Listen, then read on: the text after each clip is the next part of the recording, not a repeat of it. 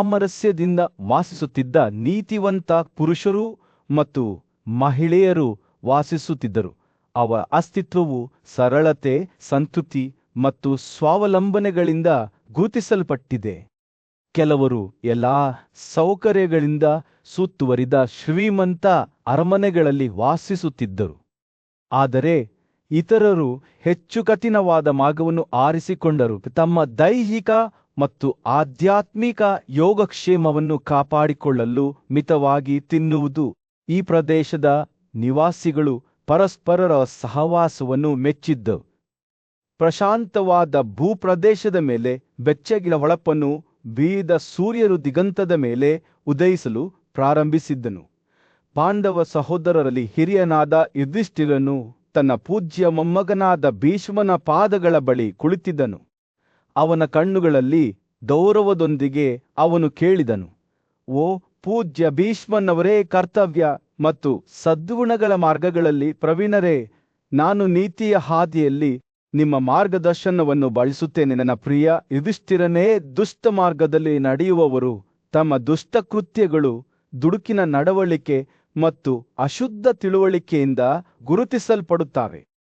ಆದರೆ ಒಳ್ಳೆಯತನಕ್ಕಾಗಿ ಪ್ರಯತ್ನಿಸುವವರು ತಮ್ಮ ಶುದ್ಧ ನಡವಳಿಕೆ ಮತ್ತು ಉದಾತ್ತ ಅಭ್ಯಾಸಗಳಿಂದ ಗುರುತಿಸಲ್ಪಡುತ್ತಾರೆ ಎಂದು ಮಾತನಾಡಲು ಪ್ರಾರಂಭಿಸಿದಾಗ ಭೀಷ್ಮನ ಬುದ್ಧಿವಂತ ಮುಖವು ಹಿತಕರವಾಗಿ ನಕ್ಕಿತು. ಅವರು ಮುಂದುವರಿಸಿದರು, ಜೀವನದ ಎಲ್ಲಾ ಅಂಶಗಳಲ್ಲಿ ವೈಯಕ್ತಿಕ ನೈರ್ಮಲ್ಯ ಮತ್ತು ಶುದ್ಧತೆಯನ್ನು ಕಾಪಾಡಿಕೊಳ್ಳುವುದು ಅತ್ಯಗತ್ಯ. ಸಾರ್ವಜನಿಕ ರಸ್ತೆಗಳಲ್ಲಿ, ಹಸುವಿನ ಪೆನ್ನುಗಳಲ್ಲಿ ಅಥವಾ ಭತ್ತದಿಂದ ತುಂಬಿದ ಹೊಲಗಳ ನಡುವೆ ಪ್ರಕೃತಿಯ ಕರೆಗೆ ಯಾರೂ ಉತ್ತರಿಸಬಾರದು. ಒಬ್ಬರ ಕರ್ತವ್ಯಗಳನ್ನು ಪೂರ್ಣಗೊಳಿಸಿದ ನಂತರ ನದಿಯಲ್ಲಿ ಸ್ನಾನ ಮಾಡುವುದು ಮತ್ತು ದೇವತೆಗಳಿಗೆ ನೀರು ಅರ್ಪಿಸುವುದು ರೂಢಿಯಾಗಿದೆ. ಇದು ಎಲ್ಲಾ ಮನುಷ್ಯರ ಕರ್ತವ್ಯವೆಂದು ಹೇಳಲಾಗುತ್ತದೆ. ಪ್ರತಿದಿನ ಸೂರ್ಯ ದೇವರನ್ನು ಪೂಜಿಸುವ ಮಹತ್ವವನ್ನು ಭೀಷ್ಮ ಒತ್ತಿ ಹೇಳಿದರು. ಸೂರ್ಯೋದಯದ ನಂತರ ಒಬ್ಬರು ಮಲಗಬಾರದು ಎಂದು ಅವರು ಎಚ್ಚರಿಸಿದರು ಮತ್ತು ಬೆಳಿಗ್ಗೆ ಮತ್ತು ಸಂಜೆ ಪ್ರಾರ್ಥನೆಗಳನ್ನು ಕ್ರಮವಾಗಿ ಪೂರ್ವ ಮತ್ತು ಪಶ್ಚಿಮಕ್ಕೆ ಮುಖ ಮಾಡಿ ಪಠಿಸಬೇಕು. ಅವರು ತಿನ್ನುವ ಮೊದಲು ಒಬ್ಬರ ಕಾಲುಗಳನ್ನು ತೊಳೆಯುವ ಮಹತ್ವವನ್ನು ಒತ್ತಿ ಹೇಳಿದರು. ಒಬ್ಬರ ಮುಖವನ್ನು ಪೂರ್ವಕ್ಕೆ ತಿರುಗಿಸಿ ಮೌನವಾಗಿ ತಿನ್ನುತ್ತಾರೆ ಮತ್ತು ತಿನ್ನಬೇಕಾದ ಆಹಾರವನ್ನು ಎಂದಿಗೂ ಅವಮಾನಿಸುವುದಿಲ್ಲ. ಈ ಆಚರಣೆಗಳ ಜೊತೆಗೆ ಭೀಷ್ಮನು ನಾರದ ವಿಷಯ ಬುದ್ಧಿವಂತಿಕೆಯನ್ನು ಹಂಚಿಕೊಂಡನು. ಆತನು ಪವಿತ್ರ ಸ್ಥಳಗಳು, ಗೂಳಿಗಳು, ಪವಿತ್ರ ಪ್ರತಿಮೆಗಳು, ಹಸುನ ಲೇಖನಿಗಳು, ಕೌಲುದಾರಿಗಳು, ಧಾರ್ಮಿಕ ಬ್ರಾಹ್ಮಣರು ಮತ್ತು ಪವಿತ್ರ ಮರಗಳನ್ನು ಪ್ರದಕ್ಷಿಣೆ ಮಾಡುವ ಮೂಲಕ ಉತ್ತಮ ನಡವಳಿಕೆಯನ್ನು ಸೂಚಿಸುತ್ತದೆ ಎಂದು ಹೇಳಿದನು. ಆಹಾರದ ವಿಷಯದಲ್ಲಿ ಅತಿಥಿಗಳು, ಪರಿಚಾರಕರು ಮತ್ತು ಸಂಬಂಧಿಕರ ನಡುವೆ ವ್ಯತ್ಯಾಸವನ್ನು ಮಾಡದಂತೆ ಆತ ಸಲಹೆ ನೀಡಿದರು, ಏಕೆಂದರೆ ಈ ವಿಷಯದಲ್ಲಿ ಸಮಾನತೆಯನ್ನು ಹೆಚ್ಚು ಸಾಧಿಸಲಾಗುತ್ತದೆ. ಭೀಷ್ಮನು ದೇವತೆಗಳ ನಿಯಮಗಳನ್ನು ಅನುಸರಿಸುವ ಮಹತ್ವವನ್ನು ವಿವರಿಸಿದನು. ಅದು ದಿನಕ್ಕೆ 2 ಬಾರಿ ತಿನ್ನಬೇಕೆಂದು ಆದೇಶಿಸುತ್ತದೆ, ಒಮ್ಮೆ ಮುಂಜಾನೆ ಮತ್ತು ಒಮ್ಮೆ ಮುಸ್ಸಂಜೆಯಲ್ಲಿ. ಈ ನಿಯಮದ ಪ್ರಕಾರ ತಿನ್ನುವವನು ಉಪವಾಸದ ಅರ್ಹತೆಯನ್ನು ಪಡೆಯುತ್ತಾನೆ ಎಂದು ಅವರು ಹೇಳಿದರು. ಹೋಮಕ್ಕೆ ನಿಗದಿಪಡಿಸಿದ ಗಂಟೆಗಳಲ್ಲಿ ಪವಿತ್ರ ಬೆಂಕಿಯ ಮೇಲೆ ನೈವೇದ್ಯವನ್ನು ಸುರಿಯಬೇಕು. ಯುಧಿಷ್ಠಿರನು ಶ್ರದ್ಧೆಯಿಂದ ಆಲಿಸುತ್ತಿದ್ದಂತೆ ಭೀಷ್ಮನು ತನ್ನ ಬುದ್ಧಿವಂತಿಕೆಯನ್ನು ಹಂಚಿಕೊಳ್ಳುವುದನ್ನು ಮುಂದುವರೆಸಿದನು. ಇತರ ಜನರ ಪತ್ನಿಯರ ಸಹವಾಸವಿಲ್ಲದೆ ತನ್ನ ಕಾಲದಲ್ಲಿ ತನ್ನ ಸ್ವಂತ ಹೆಂಡತಿಯನ್ನು ಹುಡುಕುವ ಮಹತ್ವವನ್ನು ಅವನು ಒತ್ತಿ ಹೇಳಿದನು, ಏಕೆಂದರೆ ಇದು ಬ್ರಹ್ಮಚರ್ಯದ ಅರ್ಹತೆಯನ್ನು ಪಡೆಯುತ್ತದೆ. ಬ್ರಾಹ್ಮಣನ ಖಾದ್ಯದ ಅವಶೇಷಗಳು ಅಮೃತದಂತಿವೆ ಎಂದು ಅವನು ಹೇಳಿದನು. ಅವು ತಾಯಿಯ ಸ್ತನದಿಂದ ದೊರೆಯುವ ಹಾಲಿನ ಆಹಾರದಂತೆಯೇ ಇರುತ್ತವೆ. ಜನರು ಆ ಅವಶೇಷಗಳನ್ನು ಹೆಚ್ಚು ಗೌರವಿಸುತ್ತಾರೆ. ಸಂಪತ್ತು ಮತ್ತು ಭೌತಿಕ ಆಸ್ತಿಗಳನ್ನು ಸಂಗ್ರಹಿಸುವ ಅಪಾಯಗಳ ವಿರುದ್ಧವೂ ಭೀಷ್ಮನು ಎಚ್ಚರಿಕೆ ನೀಡಿ ಮಾಂಸದಿಂದ ದೂರವಿರುವವನು ಎಂದು ಹೇಳಿದನು. ಸೂರ್ಯನು ದಿಗಂತದ ಮೇಲೆ ಮುಳುಗಲು ಪ್ರಾರಂಭಿಸಿದ್ದನು. ಯುಧಿಷ್ಠಿರನ ಸುತ್ತಲೂ ನೆರೆದಿದ್ದ ಸಭೆಯ ಮೇಲೆ ಬೆಚ್ಚಗಿನ ಕಿತ್ತಳೆ ಬಣ್ಣದ ಹೊಳಪನ್ನು ಬೀರಿದನು. ಪಾಂಡವರಲ್ಲಿ ಹಿರಿಯನು, ತನ್ನ ಬುದ್ಧಿವಂತಿಕೆ ಮತ್ತು ಕುತೂಹಲಕ್ಕೆ ಹೆಸರುವಾಸಿಯಾಗಿದ್ದನು. ಬ್ರಹ್ಮಾಂಡದ ರಹಸ್ಯಗಳನ್ನು ತಿಳಿದುಕೊಳ್ಳಲು ಉತ್ಸುಕನಾಗಿ ತನ್ನ ಅಜ್ಜ ಭೀಷ್ಮನೊಂದಿಗೆ ಕುಳಿತನು. ಅಜ್ಜಿ, ನನಗೆ ಹೇಳು. ಯುಧಿಷ್ಠಿರನು ಕೇಳಿದನು. ನೀನು ಮಾತನಾಡುವ ಈ ಅಧ್ಯಾತ್ಮ ಯಾವುದು? ಅದರ ಸ್ವರೂಪವೇನು ಮತ್ತು ಅದು ಪ್ರತಿಯೊಂದು ಜೀವಿಗೂ ಹೇಗೆ ಸಂಬಂಧಿಸಿದೆ? ಭೀಷ್ಮನು ತನ್ನ ಕಣ್ಣುಗಳನ್ನು ಮುಚ್ಚಿಕೊಂಡು ಚಿಂತನೆಯಲ್ಲಿ ಯುವ ರಾಜಕುಮಾರನನ್ನು ಅಸ್ತಿತ್ವದ ರಚನೆಯ ಮೂಲಕ ಪ್ರಯಾಣಕ್ಕೆ ಕರೆದೊಯ್ಯುವ ಕಥೆಯನ್ನು ಹೆಣೆಯಲು ಪ್ರಾರಂಭಿಸಿದನು. ಭೀಷ್ಮನು ವಿವರಿಸಿದನು. ಸೃಷ್ಟಿ ಮತ್ತು ವಿನಾಶದ ಬಗ್ಗೆ ಅಡಗಿರುವ ಸತ್ಯವೆಂದರೆ ಅಧ್ಯಾತ್ಮ. ಇದು ಈ ಬ್ರಹ್ಮಾಂಡವು ಹೇಗೆ ಅಸ್ತಿತ್ವಕ್ಕೆ ಬಂದಿತು ಮತ್ತು ಅದು ಅಂತಿಮವಾಗಿ ಅದರ ಮೂಲಕ್ಕೆ ಹೇಗೆ ಮರಳುತ್ತದೆ ಎಂಬುದರ ತಿಳುವಳಿಕೆಯಾಗಿದೆ. ಶ್ರೇಷ್ಠ ಶಿಕ್ಷಕರು ಈ ಬಗ್ಗೆ ಮೊದಲೇ ಮಾತನಾಡಿದ್ದಾರೆ, ಆದರೆ ಈಗ ನಾನು ಅದನ್ನು ನಿಮಗೆ ಬಹಿರಂಗಪಡಿಸುತ್ತೇನೆ. ಓ ಪ್ರೀತನ ಮಗನೇ, ಭೀಷ್ಮನು 5 ಮಹಾನ್ ಅಂಶಗಳನ್ನು ವಿವರಿಸಲು ಪ್ರಾರಂಭಿಸಿದನು. ಭೂಮಿ, ಗಾಳಿ, ಬರಿಯಾಕಾಶ, ನೀರು ಮತ್ತು ಬೆಳಕು ಇವು ಎಲ್ಲಾ ಸೃಷ್ಟಿಯ ಬಿಲ್ಡಿಂಗ್ ಬ್ಲಾಕ್ಸ್ ಎಂದು ಹೇಳಲಾಗುತ್ತಿತ್ತು. ಈ ಅಂಶಗಳು ಅವರು ವಿವರಿಸಿದಂತೆ ಕೇವಲ ಭೌತಿಕ ಪದಾರ್ಥಗಳಲ್ಲ, ಬ್ರಹ್ಮಾಂಡದ ಕಾರ್ಯಗಳನ್ನು ನಿಯಂತ್ರಿಸುವ ಅಮೂರ್ತ ಪರಿಕಲ್ಪನೆಗಳೂ ಆಗಿವೆ. ಭೀಷ್ಮನು ಮುಂದುವರಿಸಿದನು. ಪರಮಾತ್ಮನು ಎಲ್ಲ ವಸ್ತುಗಳ ಸೃಷ್ಟಿಕರ್ತ ಮತ್ತು ವಿನಾಶಕನಾಗಿದ್ದಾನೆ. ಇದು ಅಲೆಗಳನ್ನು ಹುಟ್ಟುಹಾಕುವ ದೊಡ್ಡ ಸಾಗರದಂತಿದೆ. ಅದು ಮತ್ತೆ ಅದರ ಆಳಕ್ಕೆ ಇಳಿಯುತ್ತದೆ. ಆದಾಗ್ಯೂ ಜೀವಂತ ಜೀವಿಗೆ ಅಜ್ಞಾನದಿಂದಾಗಿ ಈ ಸತ್ಯದ ಬಗ್ಗೆ ಹೆಚ್ಚಾಗಿ ತಿಳಿದಿರುವುದಿಲ್ಲ. ನಂತರ ಭೀಷ್ಮನು ಮಾನವ ಅನುಭವದ ಸ್ವರೂಪವನ್ನು ಆಳವಾಗಿ ಪರಿಶೀಲಿಸಿದನು. ಇಂದ್ರಿಯಗಳು ಮತ್ತು ಮನಸ್ಸು ತಮ್ಮ ಸುತ್ತಲಿನ ಪ್ರಪಂಚದೊಂದಿಗೆ ಹೇಗೆ ಸಂವಹನ ನಡೆಸುತ್ತವೆ ಎಂಬುದನ್ನು ವಿವರಿಸಿದನು. ಅವನು ಎಲ್ಲಾ ಕ್ರಿಯೆಗಳನ್ನು ನಿಯಂತ್ರಿಸುವ 3 ಗುಣಗಳ ಬಗ್ಗೆ ಮಾತನಾಡಿದನು. ಒಳ್ಳೆಯತನ, ಭಾವೋದ್ರೇಕ ಮತ್ತು ಕತ್ತಲೆ. ಭೀಷ್ಮನು ಹೇಳಿದನು, ಒಳ್ಳೆಯತನವು ಸಂತೋಷವನ್ನು ತರುತ್ತದೆ, ಆದರೆ ಭಾವೋದ್ರೇಕವು ದುಃಖವನ್ನು ಉಂಟುಮಾಡುತ್ತದೆ ಮತ್ತು ಈ 2 ಕತ್ತಲೆಯೊಂದಿಗೆ ಸೇರಿಕೊಂಡಾಗ ಅವು ಭ್ರಮೆ ಮತ್ತು ದೋಷಕ್ಕೆ ಕಾರಣವಾಗುತ್ತವೆ. ಆದರೆ ಓ ಭಾರತ, ಈ ಆಧ್ಯಾತ್ಮವನ್ನು ಅರ್ಥ ಮಾಡಿಕೊಳ್ಳುವ ಮೂಲಕ ಮಾತ್ರ ನಿಜವಾದ ಬುದ್ಧಿವಂತಿಕೆ ಮತ್ತು ಶಾಂತಿಯನ್ನು ಸಾಧಿಸಬಹುದು. ಸೂರ್ಯನು ದಿಗಂತದ ಕೆಳಗೆ ಮುಳುಗುತ್ತಿದ್ದಂತೆ ಯುಧಿಷ್ಠಿರನು ಭೀಷ್ಮನ ಮಾತುಗಳನ್ನು ಶ್ರದ್ಧೆಯಿಂದ ಆಲಿಸಿದನು. ಪ್ರತಿ ಹೊಸ ಪ್ರಕಟಣೆಯೊಂದಿಗೆ ಅವನ ಮನಸ್ಸು ವಿಸ್ತರಿಸಿತು.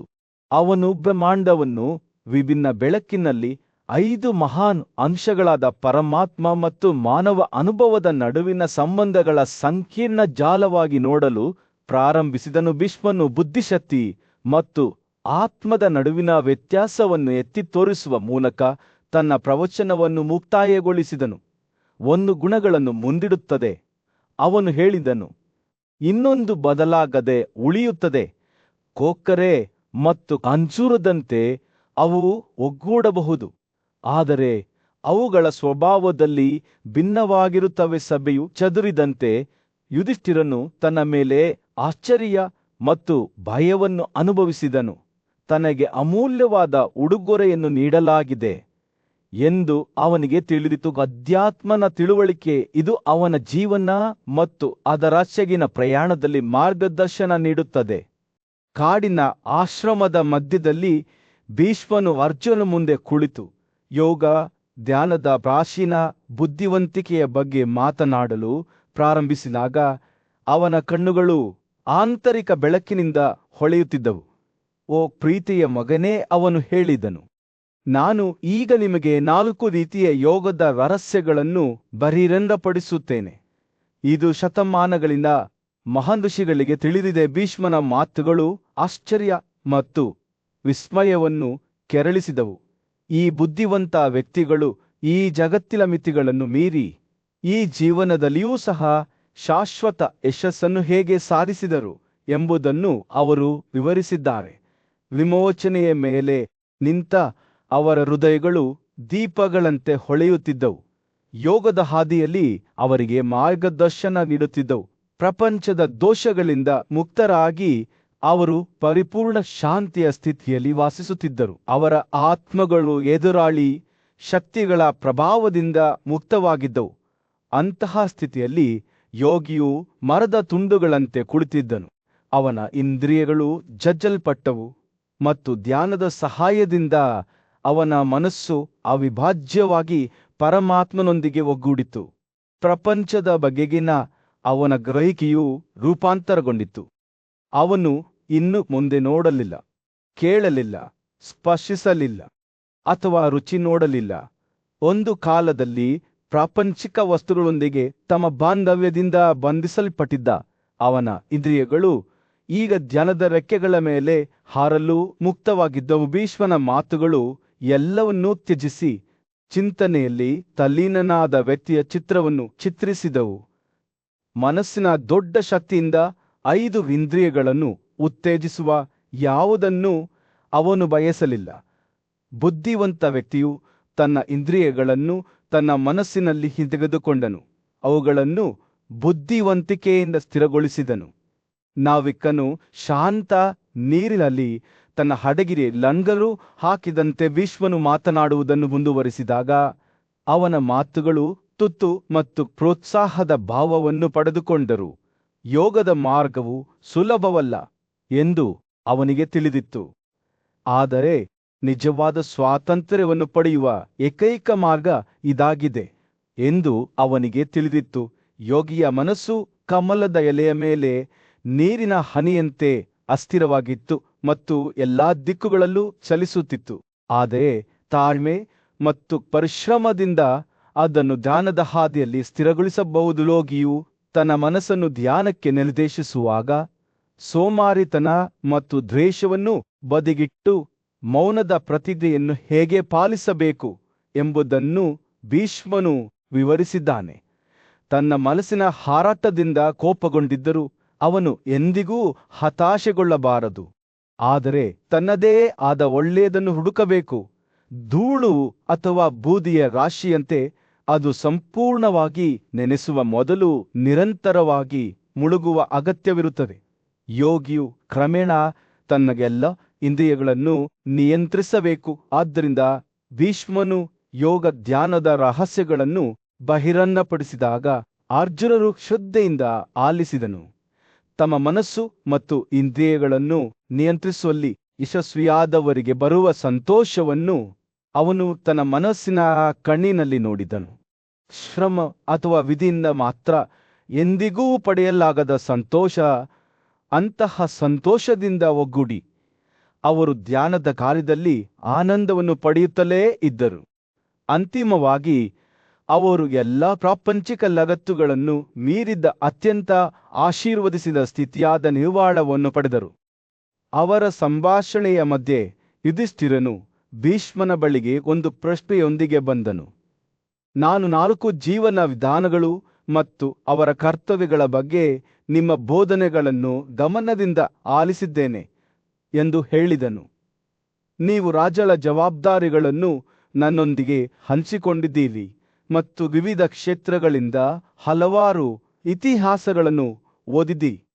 ನಾನು ನೈತಿಕತೆಯ ಬಗ್ಗೆ ಅನೇಕ ಪ್ರವಚನಗಳನ್ನು ಕೇಳಿದ್ದೇನೆ, ಆದರೆ ಒಂದು ಸಂದೇಹವು ಬಗೆಹರಿಯದರೆ ಉಳಿದಿರೆ. ಪವಿತ್ರ ಮಂತ್ರಗಳ ಮೌನ ಪದಕರು ತಮ್ಮ ಅಭ್ಯಾಸದ ಮೂಲಕ ಪಡೆಯುವ ಫಲವನ್ನು ಅರ್ಥಮಾಡಿಕೊಳ್ಳುವುದು ನನ್ನ ಬಯಕೆಯಾಗಿದೆ. ಯುಧಿಷ್ಠಿರನ ಕುತೂಹಲವನ್ನು ಅರಿತ ಭೀಷ್ಮನು ಗೊತ್ತಿದ್ದೂ ಮುಗುಣಕನು ಈ ವಿಷಯದಲ್ಲಿ ಅವನು ಪ್ರಾರಂಭಿಸಿದನು. ನಾನು ಕಾಲದ ಇತಿಹಾಸದ ಒಂದು ಪ್ರಾಚೀನ ಕಥೆಯನ್ನು ವಿವರಿಸುತ್ತೇನೆ. ಒಬ್ಬ ಬುದ್ಧಿವಂತ ಬ್ರಾಹ್ಮಣನು ಒಮ್ಮೆ ಸಮಯದ ಮೂರ್ತರೂಪವಾದ ಯಾಮನೊಂದಿಗೆ ಸಂಭಾಷಿಸಿದನೆಂದು ಹೇಳಲಾಗುತ್ತದೆ. ಈ ಋಷಿಯು ವಿಮೋಚನೆಯ ಹಾದಿಗಳನ್ನು ಚೆನ್ನಾಗಿ ಬಲ್ಲವನಾಗಿದ್ದನು ಮತ್ತು ಅವನು 2 ವಿಭಿನ್ನ ವಿಧಾನಗಳ ಬಗ್ಗೆ ಮಾತನಾಡುತ್ತಿದ್ದನು, ಸಾಂಖ್ಯ ಮತ್ತು ಯೋಗ. ಭೀಷ್ಮ ಮುಂದುವರಿಸಿದಂತೆ ಸಾಂಖ್ಯ ಮಾರ್ಗವನ್ನು ವೇದಾಂತ ಎಂದು ಕರೆಯಲಾಗುತ್ತದೆ. ಇದು ತ್ಯಾಗವನ್ನು ಬೋಧಿಸುತ್ತದೆ. ವಿಶೇಷವಾಗಿ ಮೌನ ಪಟ್ಟಣಕ್ಕೆ ಸಂಬಂಧಿಸಿದಂತೆ ವೇದಗಳು ಸ್ವತಃ ಪ್ರಾಪಂಚಿಕ ಕಾಳಜಿಗಳಿಂದ ದೂರವಿರುವುದನ್ನು ಘೋಷಿಸುತ್ತವೆ. ಗಮನ ಮೇಲೆ ಕೇಂದ್ರೀಕೃತವಾದ ಶಾಂತವಾದ ಅಸ್ತಿತ್ವವನ್ನು ಪ್ರತಿಪಾದಿಸುತ್ತವೆ. ಆದಾಗ್ಯೂ ಸಾಂಖ್ಯ ಮತ್ತು ಯೋಗ ಮಾರ್ಗಗಳೆರಡೂ ಒಬ್ಬರ ಇಂದ್ರಿಯಗಳನ್ನು ನಿಗ್ರಹಿಸುವುದು ಮತ್ತು ಬಾಹ್ಯ ವಸ್ತುಗಳಿಂದ ಹಿಂದೆ ಸರಿದ ನಂತರ ಮನಸ್ಸನ್ನು ಸ್ಥಿರಗೊಳಿಸುವುದನ್ನು ಒಳಗೊಂಡಿರುತ್ತವೆ. ಇದಲ್ಲದೆ ಸತ್ಯವನ್ನು ಕಾಪಾಡಿಕೊಳ್ಳುವುದು, ಪವಿತ್ರವಾದ ಬೆಂಕಿಯನ್ನು ಕಾಪಾಡಿಕೊಳ್ಳುವುದು, ಏಕಾಂತತೆ, ಧ್ಯಾನ, ತಪಸ್ಸು, ಸ್ವಯಂ ಸಂಯಮ, ಕ್ಷಮೆ, ಪರೋಪಕಾರ, ಆಹಾರದಲ್ಲಿ ಸಂಯಮ, ಪ್ರಾಪಂಚಿಕ ಆಸಕ್ತಿಗಳಿಂದ ಬೇರ್ಪಡುವಿಕೆ, ಮೌನ ಮತ್ತು ಶಾಂತಿ ಇವೆಲ್ಲವೂ ಮೌನಪತಕನಿಗೆ ಅತ್ಯಗತ್ಯವಾಗಿವೆ. ಈ ಕ್ರಿಯೆಗಳ ತ್ಯಾಗಕ್ಕೆ ಕಾರಣವಾಗುತ್ತವೆ. ಇದರ ಪರಿಣಾಮವಾಗಿ ಮುಂದಿನ ಜೀವನದಲ್ಲಿ ಸ್ವಕೀಯ ಆನಂದ ಅಥವಾ ಸಂತೋಷದ ಬಯಕೆಗಳು ಈಡೇರುತ್ತವೆ ಎಂದು ಭೀಷ್ಮ ವಿವರಿಸಿದ್ದಾರೆ. ಆದಾಗ್ಯೂ ಭೀಷ್ಮನು ಹೇಳಿದನು, ಮತ್ತೊಂದು ಮಾರ್ಗವೇ ಕರ್ಮಗಳಿಂದ ದೂರವಿರುವುದು, ಬ್ರಹ್ಮಚರ್ಯದ ಪ್ರತಿಜ್ಞೆಯನ್ನು ಅನುಸರಿಸುವ ಮತ್ತು ಈ ಮಾರ್ಗವನ್ನು ಅನುಸರಿಸುವ ವ್ಯಕ್ತಿಯು ಈ ಹಿಂದೆ ಹೇಳಲಾಗಿರುವಂತೆ ವರ್ತಿಸಬೇಕು. ಬಾಹ್ಯ ಮತ್ತು ಆಂತರಿಕ ಲೋಕಗಳೆರಡರ ಮೇಲಿನ ಅವಲಂಬನೆಯನ್ನು ತ್ಯಜಿಸುವ ಮೂಲಕ ಅವನು ಕುಶಹುಲ್ಲುಗಳಿಂದ ತನ್ನನ್ನು ಸುತ್ತುವರಿಯಬೇಕು, ಅದರೊಂದಿಗೆ ತನ್ನ ಬೀಗಗಳನ್ನು ಕಟ್ಟಿಕೊಳ್ಳಬೇಕು ಮತ್ತು ತನ್ನ ಮನಸ್ಸನ್ನು ಕೇಂದ್ರೀಕರಿಸುವ ಮೂಲಕ ಸಮಾನತೆಯನ್ನು ಪಡೆದುಕೊಳ್ಳಬೇಕು. ಈ ವ್ಯಕ್ತಿಯು ಭೀಷ್ಮನು ಮುಂದುವರಿಸಿದನು, ಗಾಯತ್ರಿ ಮಂತ್ರವನ್ನು ಪಠಿಸಬೇಕು. ಇದು ದೊಡ್ಡ ಪ್ರಯೋಜನದ ಸಂಯೋಜನೆಯಾಗಿದೆ ಮತ್ತು ಬ್ರಹ್ಮನನ್ನೇ ಧ್ಯಾನಿಸಬೇಕು. ಅವನು ಏಕಾಗ್ರ ಚಿಂತನೆಯಲ್ಲಿ ಮುಳುಗಿದಂತೆ ಗಾಯತ್ರಿಯ ಶಕ್ತಿಯ ಮೇಲಿನ ಅವಲಂಬನೆಯು ಕೊನೆಗೊಳ್ಳುತ್ತವೆ. ತಪಸ್ಸು ಮತ್ತು ಆತ್ಮಸಂಯಮದ ಮೂಲಕ ಅವನು ಆತ್ಮದ ಶುದ್ಧತೆಯನ್ನು, ಮೋಹ ಮತ್ತು ಭ್ರಮೆಯಿಂದ ಸ್ವಾತಂತ್ರ್ಯವನ್ನು ಮತ್ತು ಎಲ್ಲಾ ಜೋಡಿಗಳ ವಿರುದ್ಧವಾದ ಉತ್ಕೃಷ್ಟತೆಯನ್ನು ಪಡೆಯುತ್ತಾನೆ. ಈ ಸ್ಥಿತಿಯಲ್ಲಿ ಭೀಷ್ಮನು ಹೇಳಿದನು, ಅವನು ತನ್ನನ್ನು ತಾನು ನತನೆಂದು ಅಥವಾ ಪರಿಣಾಮಗಳನ್ನು ಅನುಭವಿಸುವವನು ಎಂದು ಪರಿಗಣಿಸುವುದಿಲ್ಲ. ಅವನು ಇನ್ನು ಮುಂದೆ ಸ್ವಾರ್ಥದಿಂದ ಬಳಲುವುದಿಲ್ಲ ಅಥವಾ ಲೌಕಿಕ ವಸ್ತುಗಳ ಮೇಲೆ ತನ್ನ ಮನಸ್ಸನ್ನು ಕೇಂದ್ರೀಕರಿಸುವುದಿಲ್ಲ. ಅವನ ಕೆಲಸವೇ ಧ್ಯಾನವಾಗುತ್ತದೆ ಮತ್ತು ಅದರ ಮೂಲಕ ಅವನು ಏಕಾಗ್ರ ಚಿಂತನೆಯನ್ನು ಸಾಧಿಸುತ್ತಾನೆ. ಅಂತಿಮವಾಗಿ ಅವನು ಧ್ಯಾನವನ್ನು ತ್ಯಜಿಸಿ ಪ್ರವೇಶಿಸುತ್ತಾನೆ. ಸೂರ್ಯನು ಶಾಂತವಾದ ಭೂಪ್ರದೇಶದ ಮೇಲೆ ಮುಳುಗುತ್ತಿದ್ದಂತೆ ಬುದ್ಧಿವಂತ ಮತ್ತು ನ್ಯಾಯಯುತ ರಾಜನಾದ ಯುಧಿಷ್ಠಿರನು ಪೂಜ್ಯ ಋಷಿಯಾದ ಭೀಷ್ಮನ ಬಳಿಗೆ ಅವನ ಹೃದಯದಲ್ಲಿ ಒಂದು ಪ್ರಶ್ನೆಯನ್ನು ಹೊತ್ತುಕೊಂಡು ಬಂದನು. ಹೇ ಪೂಜ್ಯ ಭೀಷ್ಮನೇ, ಭಕ್ತಿಯಿಂದ ಪವಿತ್ರ ಗ್ರಂಥಗಳನ್ನು ಪಠಿಸುವವರಿಗೆ ಕಾಯುತ್ತಿರುವ ಅಂತ್ಯದ ಬಗ್ಗೆ ನನಗೆ ತಿಳಿಸಿ. ಅವರು ಈ ಅತ್ಯುನ್ನತ ಸ್ಥಿತಿಯನ್ನು ಮಾತ್ರ ಸಾಧಿಸುತ್ತಾರೆಯೇ ಅಥವಾ ಅವರು ಬದ್ಧರಾಗಿರುವ ಮತ್ತೊಂದು ಗಮ್ಯ ಸ್ಥಾನವಿದೆಯೇ? ಅವನು ಮಾತನಾಡಲು ಪ್ರಾರಂಭಿಸಿದಾಗ ಭೀಷ್ಮನ ಕಣ್ಣುಗಳು ಬುದ್ಧಿವಂತಿಕೆಯಿಂದ ಹೊಳೆಯುತ್ತಿದ್ದವು. ಅವನ ಧ್ವನಿಯು ಮಂದವಾಗಿತ್ತು ಮತ್ತು ಸಮಾಧಾನಕರವಾಗಿತ್ತು. ಓ ಪ್ರಬಲ ರಾಜನೇ, ಎಚ್ಚರಿಕೆಯಿಂದ ಆಲಿಸು. ಅವನು ಹೇಳಿದನು, ಏಕೆಂದರೆ ಮೌನ ಪಠಣದ ಮಾರ್ಗವನ್ನು ಅನುಸರಿಸುವವರಿಗೆ ಕಾಯುತ್ತಿರುವ ಅದೃಷ್ಟವನ್ನು ನಾನು ನಿಮಗೆ ತಿಳಿಸುತ್ತೇನೆ. ಖಂಡಿತವಾಗಿಯೂ ಉನ್ನತವಾದ ಅಂತ್ಯವಿದೆ. ಆದರೆ ಈ ಶಿಸ್ತನ್ನು ಪ್ರಯತ್ನಿಸುವ ಎಲ್ಲರಿಗೂ ಇದು ಕಾದಿರಿಸಲಾಗಿಲ್ಲ. ನಿಗದಿಪಡಿಸಿದ ವಿಧಾನವನ್ನು ಅನುಸರಿಸುವ ಮೂಲಕ ಮೊದಲು ತಮ್ಮನ್ನು ಶುದ್ಧೀಕರಿಸಿಕೊಳ್ಳದ ಮತ್ತು ತಮ್ಮ ಅಧ್ಯಯನದ ಕೋರ್ಸ್ ಅನ್ನು ಪೂರ್ಣಗೊಳಿಸಲು ವಿಫಲರಾದವರು ನರಕದಲ್ಲಿ ಬಳಲುತ್ತಿದ್ದಾರೆ. ಯುಧಿಷ್ಠಿರನು ಭೀಷ್ಮನ ಮಾತುಗಳನ್ನು ಶ್ರದ್ಧೆಯಿಂದ ಆಲಿಸುವಾಗ ಅವನ ಮುಖವು ಅವನ ಕಾಳಜಿಯನ್ನು ಪ್ರತಿಬಿಂಬಿಸಿತು. ನಂಬಿಕೆಯಿಲ್ಲದೆ ಅಥವಾ ತಮ್ಮ ಹೃದಯದಲ್ಲಿ ಹೆಮ್ಮೆಯಿಂದ ಪಠಿಸುವವರ ಬಗ್ಗೆ ಏನು ಎಂದು ಅವನು ಕೇಳಿದನು. ಭೀಷ್ಮನ ಅಭಿವ್ಯಕ್ತಿ ಗಂಭೀರವಾಯಿತು. ಅವರೂ ಸಹ ಬಳಲುತ್ತಾರೆ, ಏಕೆಂದರೆ ಅವರು ತಮ್ಮ ಸ್ವಂತ ದುರಹಂಕಾರದಿಂದ ಕುರುಡರಾಗಿದ್ದಾರೆ ಮತ್ತು ವಾಸ್ತವದ ನಿಜವಾದ ಸ್ವರೂಪವನ್ನು ನೋಡಲು ವಿಫಲರಾಗಿದ್ದಾರೆ. ಸಂಭಾಷಣೆ ಮುಂದುವರೆದಂತೆ ಮೂಕ ಪಟ್ಟಣದ ಹಾದಿಯಲ್ಲಿ ಅನೇಕ ಅಪಾಯಗಳಿವೆ ಎಂದು ಭೀಷ್ಮನು ಬಹಿರಂಗಪಡಿಸಿದನು. ಭೌತಿಕ ಸಂಪತ್ತು ಅಥವಾ ಐಹಿಕ ಬಯಕೆಗಳಂತಹ ಬಾಹ್ಯ ವಿಧಾನಗಳ ಮೂಲಕ ಆಧ್ಯಾತ್ಮಿಕ ಬೆಳವಣಿಗೆಯನ್ನು ಸಾಧಿಸಲು ಪ್ರಯತ್ನಿಸಿದವರು ತಮ್ಮ ಆಸಕ್ತಿಯಲ್ಲಿ ಸಿಕ್ಕಿ ಹಾಕಿಕೊಳ್ಳುತ್ತಾರೆ. ದೈವತ್ವದ ಗುಣಲಕ್ಷಣಗಳ ಮೇಲೆ ಹೃದಯವನ್ನು ಕೇಂದ್ರೀಕರಿಸಿದ ಪಠಿತನು ನರಕಕ್ಕೆ ಒಳಗಾಗುತ್ತಾನೆ ಮತ್ತು ಎಂದಿಗೂ ಸ್ವತಂತ್ರನಾರುವುದಿಲ್ಲ ಎಂದು ಭೀಷ್ಮ ಘೋಷಿಸಿದನು. ಯುಧಿಷ್ಠಿರನು ಭೀಷ್ಮನ ಬೋಧನೆಗಳ ಸೂಕ್ಷ್ಮತೆಗಳನ್ನು ಗ್ರಹಿಸಿದಾಗ ಅವನ ಕಣ್ಣುಗಳು ತಿಳುವಳಿಕೆಯಿಂದ ವಿಶಾಲವಾದವು. ಅವನು ಕೇಳಿದನು, ಆದರೆ ಪಠಣದ ಮೂಲಕ ಬ್ರಹ್ಮನ ಸ್ಥಿತಿಯನ್ನು ಸಾಧಿಸುವವರ ಬಗ್ಗೆ ಏನು? ಅವರು ಇನ್ನೂ ಮೂರ್ತ ರೂಪಗಳಲ್ಲಿ ಏಕೆ ಜನಿಸಬೇಕು? ಭೀಷ್ಮನ ಅಭಿವ್ಯಕ್ತಿ ಮಂದವಾಯಿತು. ಅವರಿಗೆ ನಿಜವಾದ ಜ್ಞಾನ ಮತ್ತು ಬುದ್ಧಿವಂತಿಕೆಯ ಕೊರತೆಯಿಂದಾಗಿ ಪಠಕರು ನರಕದ ವೈವಿಧ್ಯಮಯ ವಿವರಣೆಗಳಿಗೆ ಬಲಿಯಾಗುತ್ತಾರೆ. ಋಷಿಯು ತನ್ನ ಆಲೋಚನೆಗಳನ್ನು ಸಂಗ್ರಹಿಸುತ್ತಾ ಮುಂದುವರಿದನು. ಓದುಗರು ಅನುಸರಿಸುವ ಶಿಸ್ತು ನಿಜಕ್ಕೂ ಶ್ರೇಷ್ಠವಾಗಿದೆ, ಆದರೆ ಅದು ತಪ್ಪುಗಳಿಂದ ಮುಕ್ತವಾಗಿಲ್ಲ. ಇವು ನಾನು ಮಾತನಾಡಿದ ಅಪಾಯಗಳು, ಪಮೋಹ, ಹೆಮ್ಮೆ ಮತ್ತು ಅಜ್ಞಾನದ ಪರಿಣಾಮಗಳು. ಇದು ಅಪಾಯದಿಂದ ತುಂಬಿದ ಮಾರ್ಗವಾಗಿದೆ, ಆದರೆ ಪ್ರಾಮಾಣಿಕತೆ ಮತ್ತು ಭಕ್ತಿಯಿಂದ ಅದನ್ನು ಅನುಸರಿಸುವವರಿಗೆ ಭರವಸೆಯಿಂದ ಕೂಡಿದೆ. ಸಂಜೆ ಆಕಾಶದಲ್ಲಿ ನಕ್ಷತ್ರಗಳು ಮಿನುಗಲು ಪ್ರಾರಂಭಿಸಿದಾಗ ಯುಧಿಷ್ಠಿರನು ಭೀಷ್ಮನ ಬುದ್ಧಿವಂತಿಕೆಗಾಗಿ ಆಧ್ಯಾತ್ಮಿಕ ಬೆಳವಣಿಗೆಯ ಸಂಕೀರ್ಣತೆಗಳ ಬಗ್ಗೆ ಆಳವಾದ ತಿಳುವಳಿಕೆಯಿಂದ ತುಂಬಿದ ಅವನ ಹೃದಯಕ್ಕೆ ಕೃತಜ್ಞತೆ ಸಲ್ಲಿಸಿದನು. ಮುಂದಿನ ಪ್ರಯಾಣವು ಸವಾಲುಗಳಿಂದ ತುಂಬಿರುತ್ತದೆ ಎಂದು ಅವನಿಗೆ ತಿಳಿದಿತ್ತು, ಆದರೆ ಮೌನ ಪಟ್ಟಣದ ಹಾದಿಯಲ್ಲಿರುವ ಪರಿವರ್ತನೆ ಮತ್ತು ವಿಮೋಚನೆಯ ಸಾಮರ್ಥ್ಯವನ್ನು ಸಹ ಅವನು ಕಂಡನು.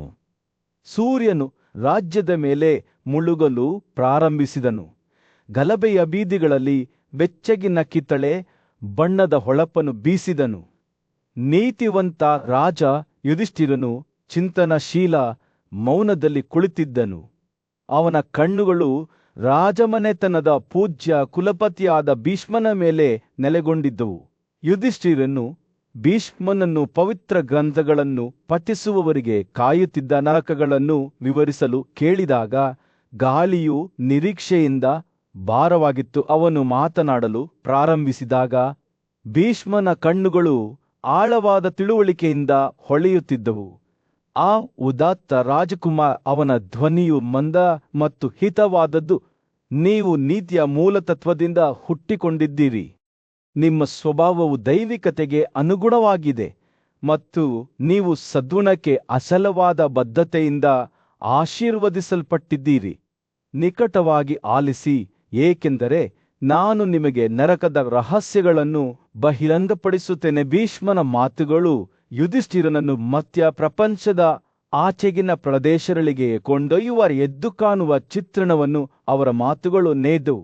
ಆ ಪ್ರದೇಶಗಳಲ್ಲಿ ದೇವತೆಗಳೇ ತಮ್ಮ ಎಲ್ಲ ವೈಭವದಲ್ಲಿ ವಾಸಿಸುತ್ತಾರೆ ಎಂದು ಅವರು ಹೇಳಿದರು.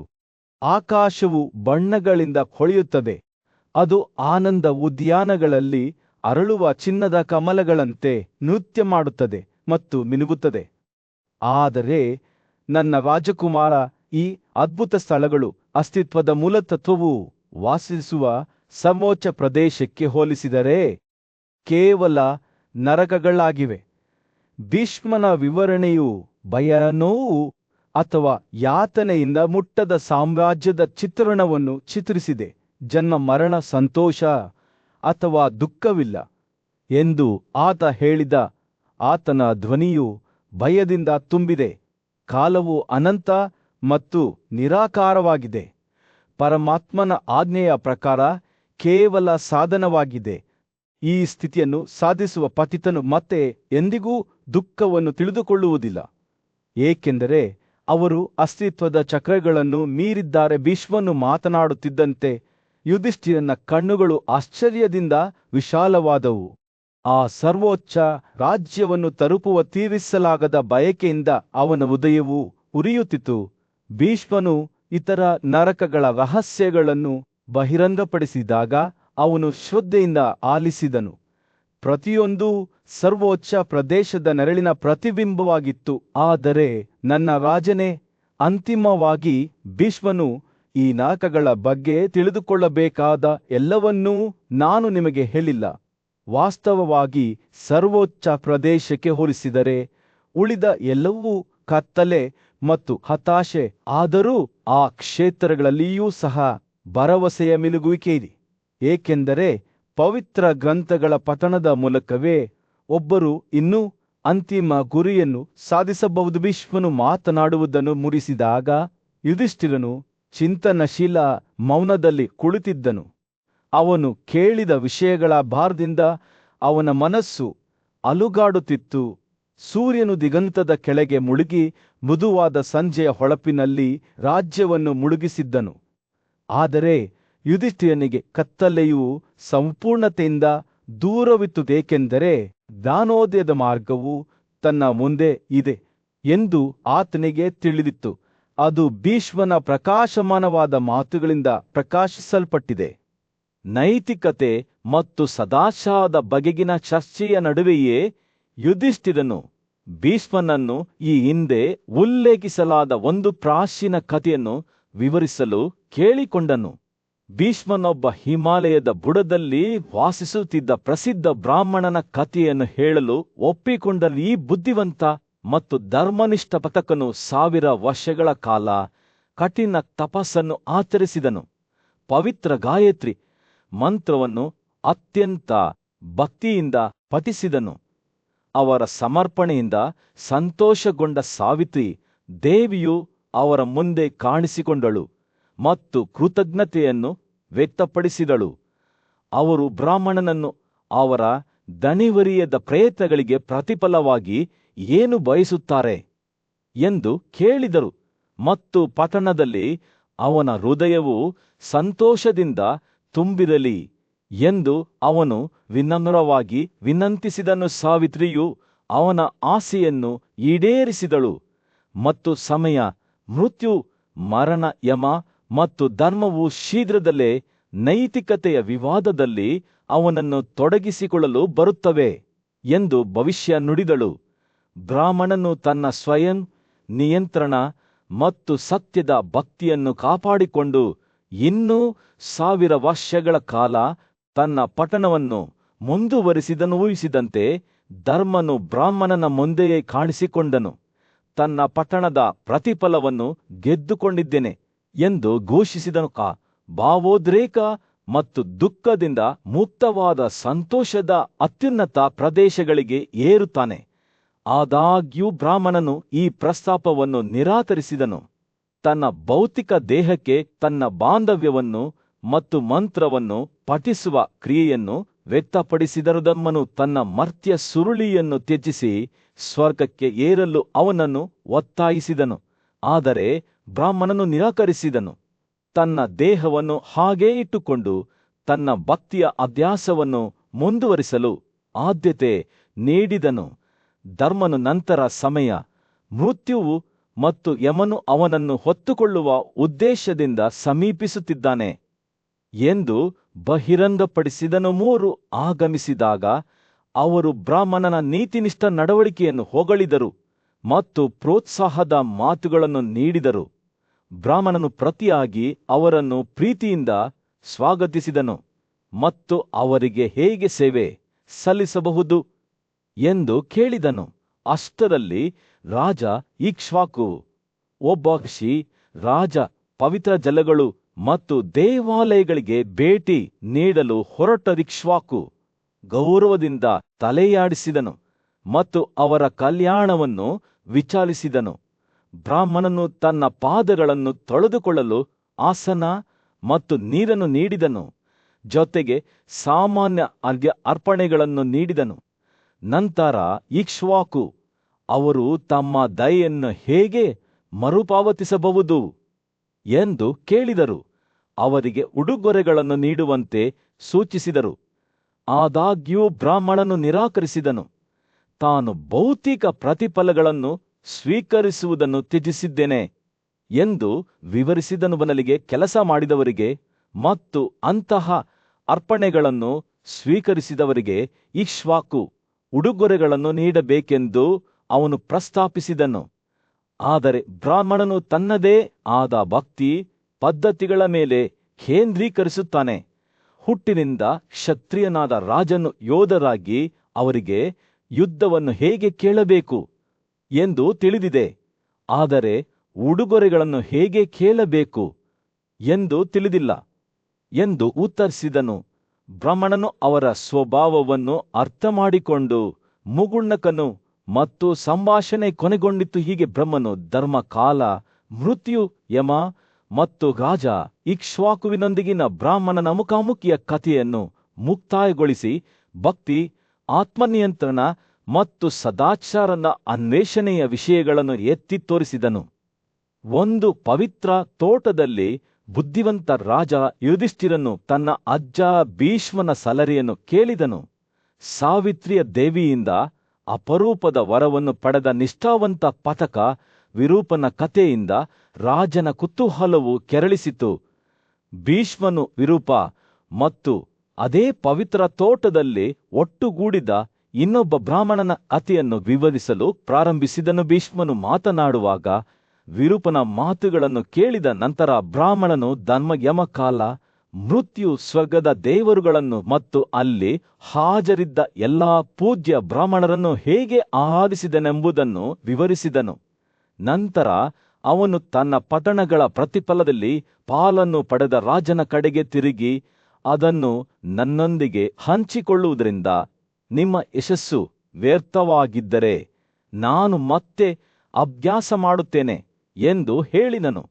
ಬ್ರಾಹ್ಮಣನು, ನೀನು ನನಗಾಗಿ ಕಠಿಣ ಪ್ರಯತ್ನಗಳನ್ನು ಮಾಡಿದ್ದಿ, ನಮ್ಮ ಪ್ರತಿಫಲದಲ್ಲಿ ನಾವು ಸಮಾನರಾಗೋಣ ಮತ್ತು ನಾವು ಒಟ್ಟಿಗೆ ಹೊರಡುತ್ತೇವೆ ಎಂದು ಉತ್ತರಿಸಿದನು. ಸಾಧುಗಳು, ವಿಶ್ವಾಸಗಳು, ಮಂತ್ರಗಳು ಮತ್ತು ದೈವಿಕ ಸರಸ್ವತಿ, ನಾರದ ಪರ್ವತ ಮತ್ತು ವಿಶ್ವವಸು ಸೇರಿದಂತೆ ದೇವತೆಗಳ ಸಭೆಯು ಪವಿತ್ರ ತೋಟದ ಮೇಲೆ ಇಳಿಯಿತು. ಸಭೆಯ ಮೇಲೆ ಆಕಾಶದ ಹೂವುಗಳು ಸುರಿಯುತ್ತಿದ್ದಂತೆ ಡ್ರಮ್ಗಳು ಮತ್ತು ತುತ್ತೂರಿಗಳ ಶಬ್ದವು ಗಾಳಿಯನ್ನು ತುಂಬಿತು. ಅಪ್ಸರರು ಸಂತೋಷದಿಂದ ನೃತ್ಯ ಮಾಡಿದರು ಮತ್ತು ಸ್ವರ್ಗವು ತನ್ನ ಮೂರ್ತ ರೂಪದಲ್ಲಿ ಕಾಣಿಸಿಕೊಂಡಿತು. ಬ್ರಾಹ್ಮಣ ಮತ್ತು ರಾಜರು ಒಬ್ಬರಿಗೊಬ್ಬರು ಒಳ್ಳೆಯ ಕೆಲಸಗಳನ್ನು ಮಾಡಿದ ನಂತರ ಪ್ರಾಪಂಚಿಕ ಸಂಬಂಧಗಳಿಂದ ತಮ್ಮ ಇಂದ್ರಿಯಗಳನ್ನು ಹಿಂತೆಗೆದುಕೊಂಡರು. ಅವರು ತಮ್ಮ ಪ್ರಾಣದ ಉಸಿರನ್ನು ಕೇಂದ್ರೀಕರಿಸಿದರು ಮತ್ತು ಅವುಗಳನ್ನು ತಮ್ಮೊಳಗೆ ಒಗ್ಗೂಡಿಸಿಕೊಂಡರು. ಅವರು ಪರಿಪೂರ್ಣವಾದ ನಿಶ್ಚಲತೆಯಲ್ಲಿ ಕುಳಿತಾಗ ದೊಡ್ಡ ವೈಭವದ ಉರಿಯುವ ಜ್ವಾಲೆಯು ಸ್ವರ್ಗಕ್ಕೆ ಏರಿತು. ಉನ್ನತ ಆತ್ಮದ ಬ್ರಹ್ಮಣನ ಕಿರೀಟವನ್ನು ಚುಚ್ಚಿತು. ಬ್ರಹ್ಮನು ಸ್ವತಃ ಸಭೆಯ ಮುಂದೆ ಬಂದು ಅಗಲಿದ ಆತ್ಮಗಳನ್ನು ತೆರೆದ ಕೈಗಳಿಂದ ಸ್ವಾಗತಿಸಿದನು. ಪತಕರು ಮತ್ತು ಯೋಗಿಗಳು ಒಂದೇ ಗುರಿಯನ್ನು ಸಾಧಿಸುತ್ತಾರೆ ಮತ್ತು ಅವರು ಭೂಮಿಯಿಂದ ನಿರ್ಗಮಿಸಿದ ನಂತರ ಬ್ರಹ್ಮನು ಅವರಿಗೆ ಗೌರವವನ್ನು ಕಾಯ್ದಿರಿಸಿದ್ದಾನೆ ಎಂದು ಘೋಷಿಸಿದನು. ನಂತರ ರಾಜ ಇಕ್ಷ್ವಾಕು ಮತ್ತು ಬ್ರಾಹ್ಮಣನು ಎಲ್ಲ ಆತಂಕಗಳಿಂದ ಮುಕ್ತರಾಗಿ ಸೃಷ್ಟಿಕರ್ತನ ಬಾಯಿಗೆ ಪ್ರವೇಶಿಸಿದರು. ಒಟ್ಟುಗೂಡಿದ ದೇವತೆಗಳು ಸ್ವಯಂ ಜನಿಸಿದ ಬ್ರಹ್ಮನಿಗೆ ನಮಸ್ಕರಿಸುತ್ತಾ, ಪಾಠನ ಮಾಡುವವರಿಗೆ ಉನ್ನತವಾದ ಅಂತ್ಯವನ್ನು ನಿಗದಿಪಡಿಸಲಾಗಿದೆ. ನಾವು ನೋಡಿದ ಈ ಪರಿಶ್ರಮವು ಅವರಿಗಾಗಿಯೇ ಇದೆ ಎಂದು ಹೇಳಿದರು. ಯೋಗಿಗಳು ಮತ್ತು ಪಠಣ ಮಾಡುವವರು ಇಬ್ಬರೂ ಸಂತೋಷದ ಎಲ್ಲಾ ಪ್ರದೇಶಗಳನ್ನು ಮೀರಿ ತಮ್ಮ ಇಚ್ಛೆಯಂತೆ ಎಲ್ಲಿಗೆ ಬೇಕಾದರೂ ಹೋಗಬಹುದು ಎಂದು ಅವರು ಒಪ್ಪಿಕೊಂಡರು. ಈ ಮಾತುಗಳೊಂದಿಗೆ ಬ್ರಹ್ಮನು ಕಣ್ಮರೆಯಾದನು. ಪಟ್ಟಣಕ್ಕೆ ಭಕ್ತಿಯ ಪ್ರತಿಫಲದ ಬಗ್ಗೆ ಆಳವಾದ ಪಾಠವನ್ನು ಬಿಟ್ಟು ಹೋದನು. ವಿಶ್ವನು ತನ್ನ ಕಥೆಯನ್ನು ಮುಕ್ತಾಯಗೊಳಿಸಿ, ನಾನೇ ಕೇಳಿದಂತೆ ನಾನು ಅವರ ಅಂತ್ಯವನ್ನು ವಿವರಿಸಿದ್ದೇನೆ. ಓ ರಾಜನೇ, ನೀನು ಇನ್ನೇನು ಕೇಳಲು ಬಯಸುತ್ತೀಯಾ ಎಂದು ಹೇಳಿದನು. ಪ್ರಶಾಂತವಾದ ಕಾಡಿನ ಮಧ್ಯದಲ್ಲಿ ಬುದ್ಧಿವಂತ ಮತ್ತು ನ್ಯಾಯಯುತ ರಾಜ ಯುಧಿಷ್ಠಿರನು ತನ್ನ ಪೂಜ್ಯ ಮೊಮ್ಮಗ ಭೀಷ್ಮನ ಬಳಿಗೆ ಸುಡುವ ಪ್ರಶ್ನೆಯೊಂದಿಗೆ ಬಂದನು. ಯೋಗದ ನಿಜವಾದ ಸ್ವರೂಪವೇನು ಅವನು ಕೇಳಿದನು. ಜ್ಞಾನದ ಫಲಗಳು ಮತ್ತು ವಿವಿಧ ಆಚರಣೆಗಳು ಮತ್ತು ಪ್ರತಿಜ್ಞೆಗಳು ಯಾವುವು? ನಾವು ನಿಜವಾಗಿಯೂ ನಮ್ಮನ್ನು ಹೇಗೆ ತಿಳಿದುಕೊಳ್ಳಬಹುದು? ಎಲ್ಲಾ ಜೀವಿಗಳಲ್ಲಿ ಮೊದಲನೆಯವನಾದವನು ಮತ್ತು ಅವನ ಬುದ್ಧಿವಂತ ಗುರುವಾದ ಬೃಹಸ್ಪತಿಯವರ ಕಾಲದ ಪ್ರಾಚೀನ ಕಥೆಯನ್ನು ಹೇಳಲು ಪ್ರಾರಂಭಿಸಿದಾಗ ಭೀಷ್ಮನ ಕಣ್ಣುಗಳು ಹೊಳೆಯುತ್ತಿದ್ದವು. ಕಾಡಿನ ಹೊದಿಕೆಯಲ್ಲಿ ಬೃಹಸ್ಪತಿಯು ತನ್ನ ಗುರುವಿನ ಮುಂದೆ ತಲೆಬಾಗಿ ಬ್ರಹ್ಮಾಂಡದ ಕಾರಣವೇನು, ಯಜ್ಞಗಳು ಮತ್ತು ಅದರಿಂದ ಹರಿಯುವ ಇತರ ಧಾರ್ಮಿಕ ಆಚರಣೆಗಳ ನಿಯಮಗಳು ಯಾವುವು ಎಂದು ಕೇಳಿದನು. ಬುದ್ಧಿವಂತಿಕೆಯಿಂದ ತನ್ನ ಕಣ್ಣುಗಳು ಮಿನುಗುತ್ತಿರುವಂತೆ ಮನು ಮುಗುಳ್ನಕ್ಕನು, ನನ್ನ ಪ್ರಿಯ ಬೃಹಸ್ಪತಿಯವರೇ, ಎಲ್ಲದರ ಮೂಲವು ನಮ್ಮ ಗ್ರಹಿಕೆಯನ್ನು ಮೀರಿದೆ. ಆದರೆ ನಾನು ವಿವರಿಸಲು ಪ್ರಯತ್ನಿಸುತ್ತೇನೆ. ಕ್ರಿಯೆಗಳ ಬಗೆಗಿನ ನಿಯಮಗಳು ಒಂದೇ ಉದ್ದೇಶಕ್ಕಾಗಿ ಹರಿಯುತ್ತವರ ಬಯಕೆ ಮತ್ತು ಆಸಕ್ತಿಯ ಚಕ್ರದಿಂದ ನಮ್ಮನ್ನು ಮುಕ್ತಗೊಳಿಸುವುದನ್ನು ಮುಂದುವರಿಸುತ್ತಾ ವೇದಗಳು ಫಲವನ್ನು ತರುವ 5 ಕ್ರಿಯೆಗಳ ಬಗ್ಗೆ ಮಾತನಾಡುತ್ತವೆ. ಆ ಮಂತ್ರಗಳನ್ನು ಸರಿಯಾಗಿ ಅನ್ವಯಿಸುವುದು, ತ್ಯಾಗಗಳು, ದಕ್ಷಿಣ, ಆಹಾರದ ಉಡುಗೊರೆಗಳು ಮತ್ತು ಮನಸ್ಸಿನ ಏಕಾಗ್ರತೆ. ಈ ಕ್ರಿಯೆಗಳಿಗೆ 3 ಗುಣಲಕ್ಷಣಗಳಿವೆ: ಸತ್ವ, ರಾಜರು ಮತ್ತು ತಮಗಳು. ಆದರೆ ಕ್ರಿಯೆಗಳು ಸ್ವತಃ ಫಲವನ್ನು ತರುವುದಿಲ್ಲ. ಅವುಗಳ ಹಿಂದೆ ನಮ್ಮ ತಿಳುವಳಿಕೆ ಮತ್ತು ಉದ್ದೇಶವಿದೆಮನು ಮಾತನಾಡುತ್ತಿದ್ದಂತೆ ಆತನ ಮಾತುಗಳು ಜ್ಞಾನ ಮತ್ತು ಕ್ರಿಯೆಗಳ ನಡುವಿನ ಸಂಕೀರ್ಣವಾದ ನೃತ್ಯವನ್ನು ಬಹಿರಂಗಪಡಿಸುವ ಬುದ್ಧಿವಂತಿಕೆಯ ಭಾವಚಿತ್ರವನ್ನು ನೇಯ್ದವು. ದೇಹವುಳ್ಳ ಜೀವಿ ತನ್ನ ಕ್ರಿಯೆಗಳ ಫಲವನ್ನು ಆನಂದಿಸುತ್ತದೆ ಎಂದು ಆತ ಹೇಳಿದನು. ದೇಹದ ಮೂಲಕ ಯಾವ ಕ್ರಿಯೆಗಳನ್ನು ಸಾಧಿಸಲಾಗುತ್ತದೆಯೋ ಅದು ಭೌತಿಕ ಅಸ್ತಿತ್ವದ ಸ್ಥಿತಿಯಲ್ಲಿ ಅದರ ಫಲವನ್ನು ಆನಂದಿಸುತ್ತದೆ.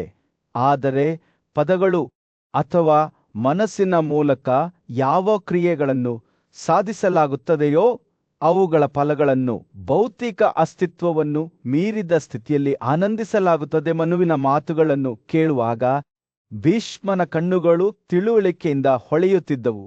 ಯುಧಿಷ್ಠಿರನು ಕೇಳಿದನು ಮತ್ತು ಅಂತಿಮ ವಾಸ್ತವದ ಬಗ್ಗೆ ಏನು? ಭೀಷ್ಮನ ಧ್ವನಿಯು ಸೌಮ್ಯವಾದ ಬತ್ತಿತವಾದ ಧ್ವನಿಯನ್ನು ಹೊತ್ತುಕೊಂಡು ಮುಗುಳ್ನಕ್ಕನು ಗ್ರಹಿಕೆಗೆ ಮೀರಿದದ್ದು, ಪದಗಳು ಮತ್ತು ಮಂತ್ರಗಳನ್ನು ಮೀರಿದದ್ದು.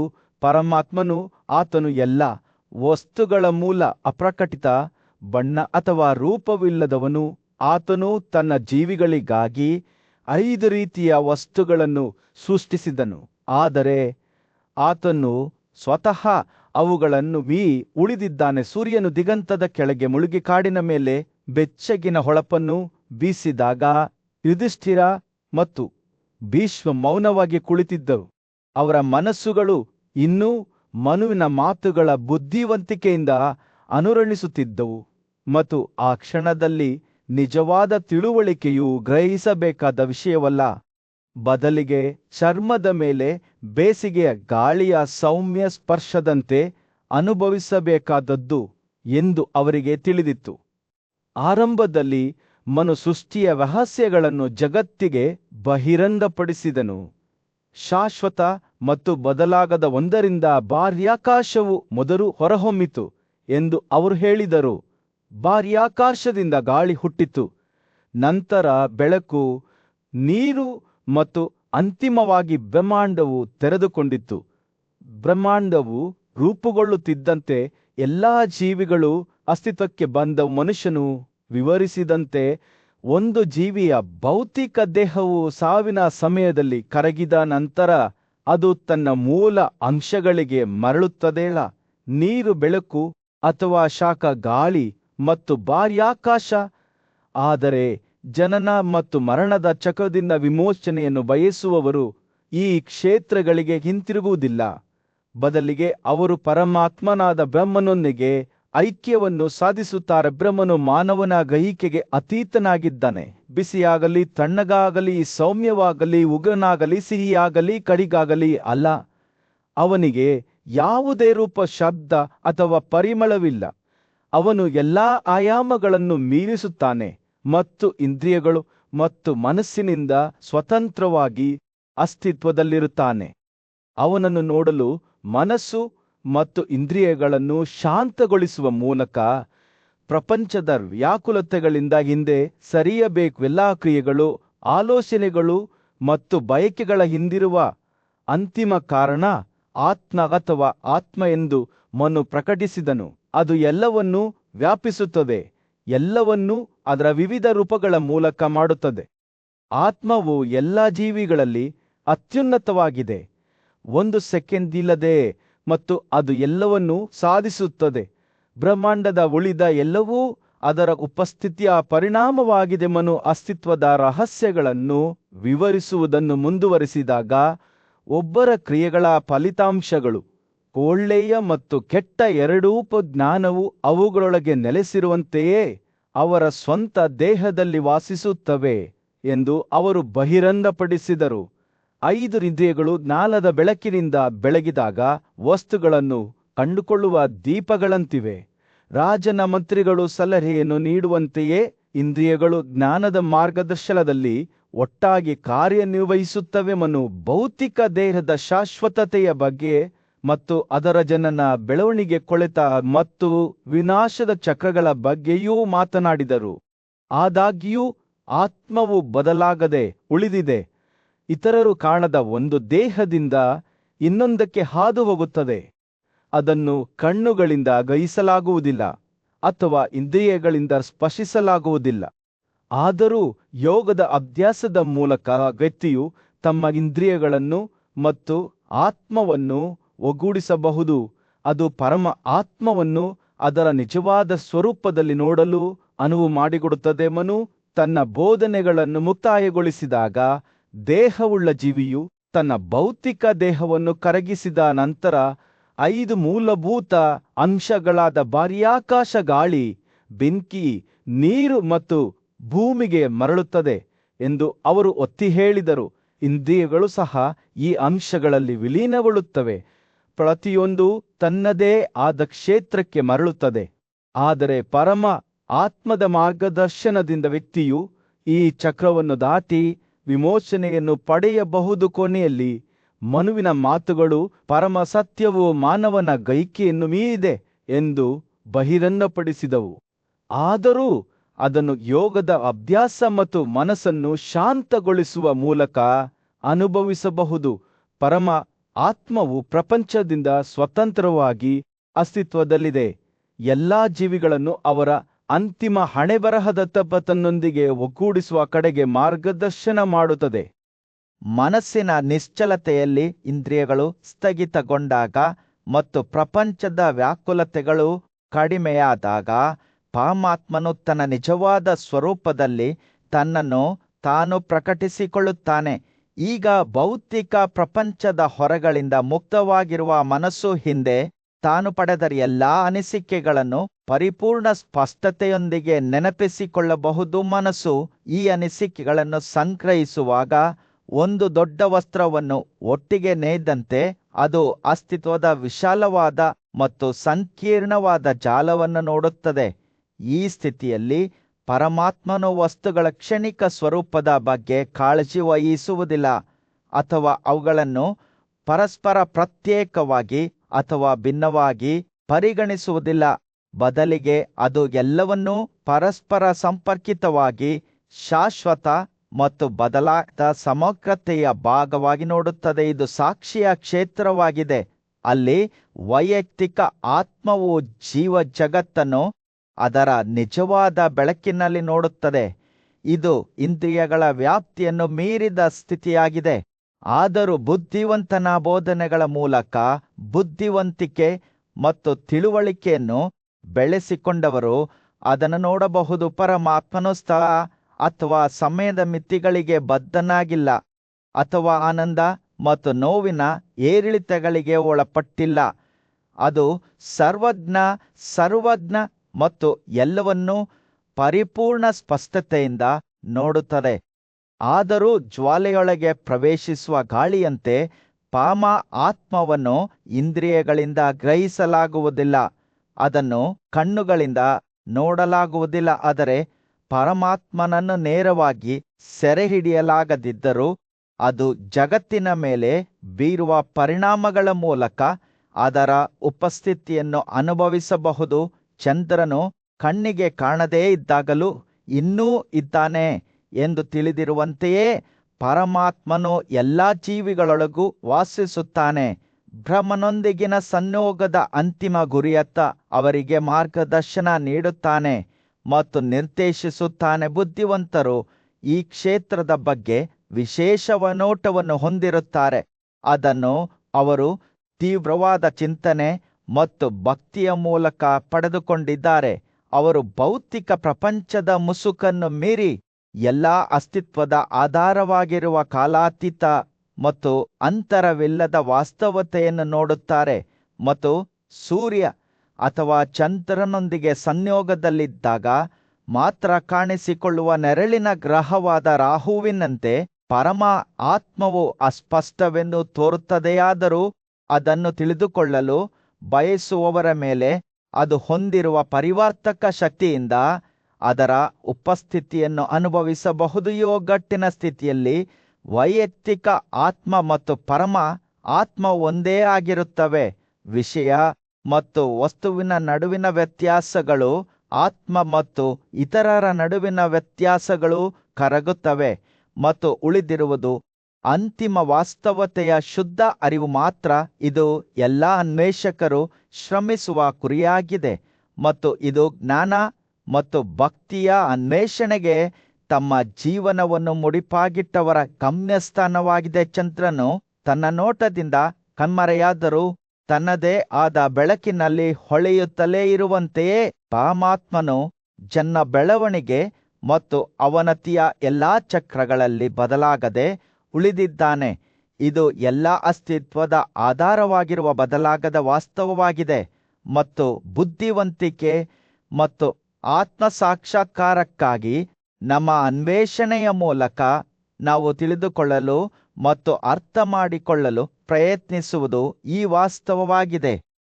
ಧ್ಯಾನದ ಆಳದಲ್ಲಿ ಮನು ಅಸ್ತಿತ್ವ ಮತ್ತು ಅಸ್ತಿತ್ವಹೀನತೆಯ ಸ್ವರೂಪದ ಬಗ್ಗೆ ಆಳವಾದ ಸತ್ಯವನ್ನು ಬಹಿರಂಗಪಡಿಸಿದನು. ನಮ್ಮ ಭೌತಿಕ ದೇಹಗಳು ಹೇಗೆ ಸುಪ್ತವಾಗಿರುತ್ತವೆ ಎಂಬುದನ್ನು ಆತ ವಿವರಿಸಿದನು. ಒಂದು ಕನಸಿನಂತೆ. ಆದರೆ ನಮ್ಮ ಸೂಕ್ಷ್ಮ ಸಾರ ಜೀವಂತಗೊಳಿಸುವ ಆತ್ಮವು ಮೊದಲಿನದರಿಂದ ಬೇರ್ಪಟ್ಟು ಆಳವಾದ ನಿದ್ರೆ ಅಥವಾ ಸಾವಿನ ಕ್ಷೇತ್ರಕ್ಕೆ ಮುಂದುವರಿಯುತ್ತದೆ. ಮನು ತನ್ನ ಬುದ್ಧಿವಂತಿಕೆಯನ್ನು ಹಂಚಿಕೊಳ್ಳುವುದನ್ನು ಮುಂದುವರಿಸಿದಾಗ ಈ ಸುಪ್ತಾವಸ್ಥೆಯಲ್ಲಿಯೂ ಸಹ ನಮ್ಮ ಇಂದ್ರಿಯಗಳು ನಿಷ್ಕ್ರಿಯವಾಗಿರುತ್ತವೆ ಮತ್ತು ನಮ್ಮ ತಿಳುವಳಿಕೆಯು ಎಚ್ಚರವಾಗಿರುತ್ತದೆ ಎಂದು ಅವರು ವಿವರಿಸಿದರು. ಅವರು ಅದನ್ನು ನಿಶ್ಚಲವಾದ ಕೊಳಕ್ಕೆ ಹೋಲಿಸಿದರು. ಅಲ್ಲಿ ಯಾವುದೇ ಅಡಚಣೆ ಇಲ್ಲದೆ ವೀಕ್ಷಿಸುವವರಿಗೆ ಚಿತ್ರಗಳನ್ನು ಸ್ಪಷ್ಟವಾಗಿ ಪ್ರತಿಬಿಂಬಿಸಬಹುದು.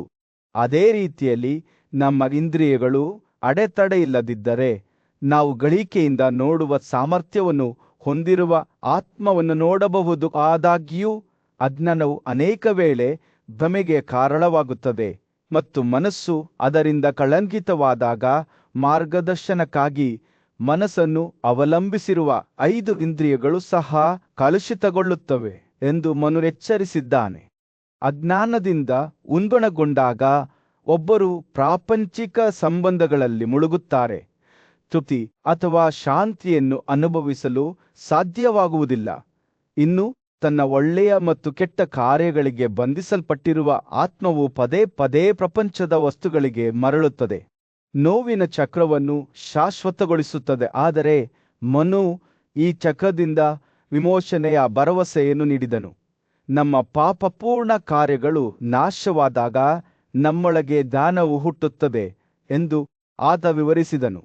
ನಾವು ತಿಳುವಳಿಕೆಯ ನಯಗೊಳಿಸಿದ ಕನ್ನಡಿಯಲ್ಲಿ ನಮ್ಮ ಸ್ವಂತ ಪ್ರತಿಬಿಂಬವನ್ನು ನೋಡಿದಾಗ ನಾವು ನಮ್ಮ ನಿಜವಾದ ಸ್ವಭಾವದ ಬಗ್ಗೆ ಒಳನೋಟವನ್ನು ಪಡೆಯುತ್ತೇವೆ ಮತ್ತು ಪ್ರಾಪಂಚಿಕ ವಸ್ತುಗಳ ಬಗೆಗಿನ ನಮ್ಮ ಬಾಂಧವ್ಯವನ್ನು ಮೀರಲು ಪ್ರಾರಂಭಿಸಬಹುದು. ಬುದ್ಧಿವಂತ ಋಷಿ ಮುಂದುವರಿಸಿದರು. ಒಬ್ಬರ ಇಂದ್ರಿಯಗಳು ಅನಿಯಂತ್ರಿತವಾಗಿರುವುದರ ಪರಿಣಾಮವಾಗಿ ಒಬ್ಬರು ದುಃಖವನ್ನು ಪಡೆಯುತ್ತಾರೆ. ಆದರೆ ಅವರ ಸಂಯಮದಿಂದ ಸಂತೋಷವು ಹುಟ್ಟುತ್ತದೆ.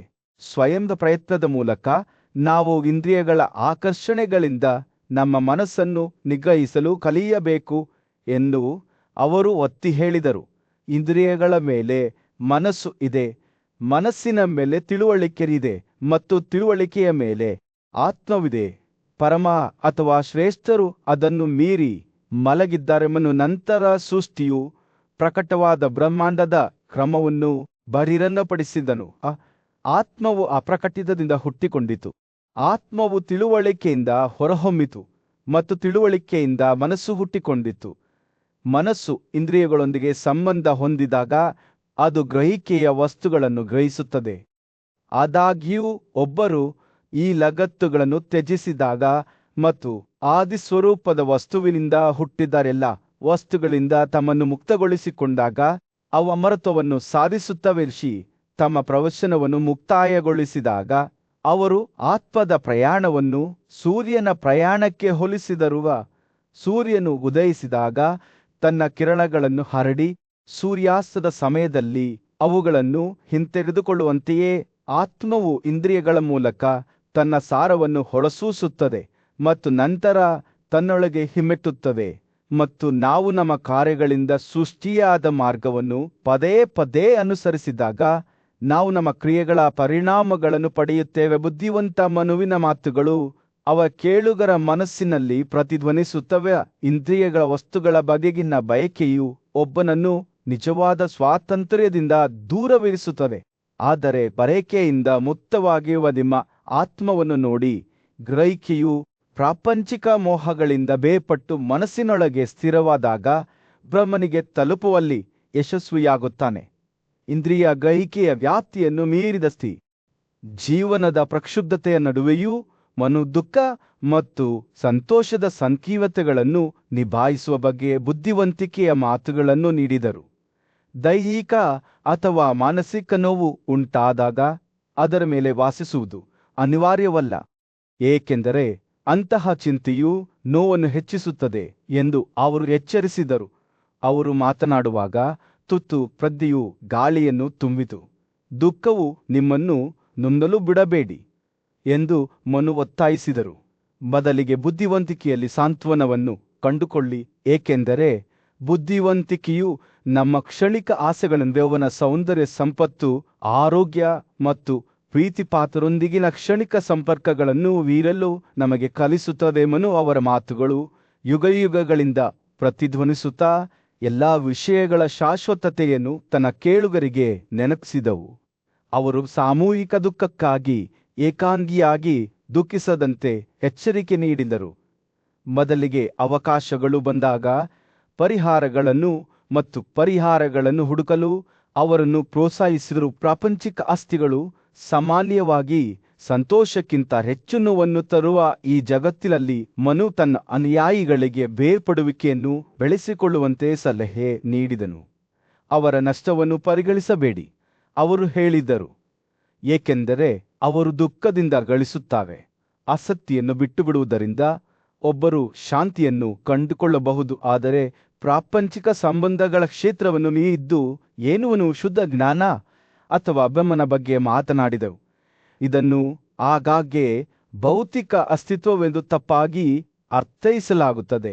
ಗುಣಲಕ್ಷಣಗಳು ಮತ್ತು ಕ್ರಿಯೆಗಳಿಂದ ಮುಕ್ತವಾದ ನಮ್ಮ ತಿಳುವಳಿಕೆ ಅಪ್ರಕಟವಾದ ಬ್ರಹ್ಮನನ್ನು ಗ್ರಹಿಸಬಲ್ಲದು ಎಂದು ಅವರು ವಿವರಿಸಿದ ಸ್ಥಿತಿಯನ್ನು ಸಾಧಿಸಲು ಒಬ್ಬರು ಮೊದಲು ತಪಸ್ಸು, ತೀರ್ಮಾನಗಳು, ಆತ್ಮಸಂಯಮ ಅಭ್ಯಾಸಗಳು ಮತ್ತು ಆಚರಣೆಗಳ ಮೂಲಕ ತಮ್ಮ ಆತ್ಮವನ್ನು ಶುದ್ಧೀಕರಿಸಬೇಕು. ಗುಣಲಕ್ಷಣಗಳಿಂದ ತಮ್ಮನ್ನು ಮುಕ್ತಗೊಳಿಸುವ ಮೂಲಕ ಸ್ಪಷ್ಟ ದೃಷ್ಟಿ ಹೊಂದಿರುವ ವ್ಯಕ್ತಿಗಳು ತಮ್ಮೊಳಗೆ ಪರಮಾತ್ಮನನ್ನು ಹುಡುಕಬಹುದು ಅಥವಾ ಬಾಹ್ಯ ರೂಪಗಳಲ್ಲಿ ಅದನ್ನು ಗ್ರಹಿಸಬಹುದು. ಮನುವಿನ ಮಾತುಗಳು ಮುಗಿಯುವಷ್ಟರಲ್ಲಿ ಆತನ ಕೇಳುಗರು ಮಾನವ ಸ್ಥಿತಿಯ ಬಗ್ಗೆ ಆಳವಾದ ತಿಳುವಳಿಕೆಯನ್ನು ಹೊಂದಿದ್ದರು. ಅವರ ತಿಳುವಳಿಕೆಯು ಇಂಧನದ ನಡುವಿನ ಬೆಂಕಿಯಂತೆ ಗುಣಲಕ್ಷಣಗಳ ಕಡೆಗೆ ಧಾವಿಸುತ್ತದೆ ಮತ್ತು ಅವುಗಳ ನಡುವೆ ಚಲಿಸುತ್ತದೆ ಎಂದು ಅವರು ಅರಿತುಕೊಂಡರು. ಆದರೆ ಈ ಮೋಹಗಳಿಂದ ಮುಕ್ತರಾದಾಗ ಅದು ವಿಮೋಚನೆಯನ್ನು ಸಾಧಿಸಬಹುದು. ಒಬ್ಬ ವ್ಯಕ್ತಿಯು ಇನ್ನು ಮುಂದೆ ಜನನ ಮತ್ತು ಮರಣದ ಚಕ್ರಗಳಿಂದ ಬಂಧಿಸಲ್ಪಡದ ಸ್ಥಿತಿ ಕಾಲಾತೀತ ಬುದ್ಧಿವಂತಿಕೆಯಲ್ಲಿ ಮನು ಅಸ್ತಿತ್ವದ ಸ್ವರೂಪದ ಬಗ್ಗೆ ಒಂದು ನೋಟವನ್ನು ನೀಡಿದರು. ಎಲ್ಲಾ ಜೀವಿಗಳ ಮೂಲ ಸೃಷ್ಟಿಯು ಪರಮಾತ್ಮನಿಂದ ಹರಿತು, ಆದರೆ ಅವರ ಎರಡನೇ ಸೃಷ್ಟಿಯು ದಂಪತಿಗಳು ಅಥವಾ ಜೋಡಿಗಳ ಕ್ರಿಯೆಯಿಂದ ಹುಟ್ಟಿಕೊಂಡಿತು. ಸದಾಚಾರದ ಮೂಲಕ ಜೀವಿಗಳು ಉನ್ನತ ಮಟ್ಟವನ್ನು ಸಾಧಿಸಬಹುದು, ಆದರೆ ಪಾಪವು ಕೀಳುತನಕ್ಕೆ ಕಾರಣವಾಗುತ್ತದೆ ಮತ್ತು ಕೊನೆಯಲ್ಲಿ ಆಸಕ್ತಿಗಳಿಂದ ವಿಮೋಚನೆಯ ಮೂಲಕ ಮಾತ್ರ ಜ್ಞಾನವನ್ನು ಸಾಧಿಸಬಹುದೊಬ್ಬನ ಸ್ವತಃ ಮನುವಿನ ಬೋಧನೆಗಳು ಹಿನ್ನೆಲೆಗೆ ಮರೆಯಾಗುತ್ತಿದ್ದಂತೆ ಅವನ ಕೇಳುಗರು ಅಸ್ತಿತ್ವದ ನಿಗೂಢ ತೆರಳ ಬಗ್ಗೆ ವಿಸ್ಮಯ ಮತ್ತು ವಿಸ್ಮಯದ ಭಾವವನ್ನು ಹೊಂದಿದ್ದರು. ಅವರಿಗೆ ಒಂದು ಅಮೂಲ್ಯವಾದ ಉಡುಗೊರೆಯನ್ನು ನೀಡಲಾಗಿದೆ ಎಂದು ಅವರಿಗೆ ತಿಳಿದಿತ್ತುವ ಜೀವನದ ಸಂಕೀರ್ಣ ಜಾಲವನ್ನು ಅರ್ಥಮಾಡಿಕೊಳ್ಳುವ ಕೀಲಿಗಳು ಮತ್ತು ಅಂತಿಮ ವಿಮೋಚನೆಯ ಹಾಗೆ. ಮನುವಿನ ಪವಿತ್ರ ಬೋಧನೆಗಳಲ್ಲಿ 5 ಇಂದ್ರಿಯಗಳು ಮತ್ತು ಮನಸ್ಸು 5 ಗುಣಲಕ್ಷಣಗಳೊಂದಿಗೆ ಒಗ್ಗೂಡಿದಾಗ ಒಬ್ಬರು ಬ್ರಹ್ಮನನ್ನು ಅಮೂಲ್ಯ ರತ್ನದ ಮೂಲಕ ಹಾದು ಹೋಗುವ ದಾರದಂತೆ ನೋಡಬಹುದು ಎಂದು ಹೇಳಲಾಗಿದೆ.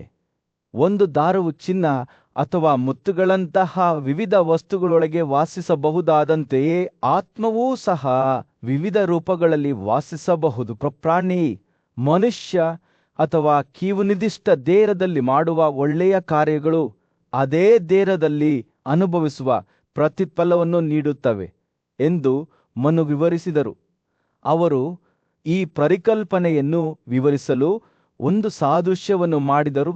ಒಂದು ಮಣ್ಣು ಒಂದು ರೀತಿಯ ದ್ರವದಿಂದ ಒದ್ದೆಯಾದಂತೆ ಕಾಣಿಸಬಹುದು, ಆದರೆ ಅದರ ಮೇಲೆ ಬೆಳೆಯುವ ಪ್ರತಿಯೊಂದು ಸಸ್ಯಕ್ಕೂ ವಿಭಿನ್ನ ರೀತಿಯ ರಸವನ್ನು ಪೂರೈಸುತ್ತದೆ.